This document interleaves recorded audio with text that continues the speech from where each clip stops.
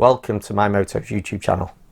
If you've got a Dainese garment with Dainese's new replaceable slider system and you're not sure on how to remove the top slider, then it's as simple as this.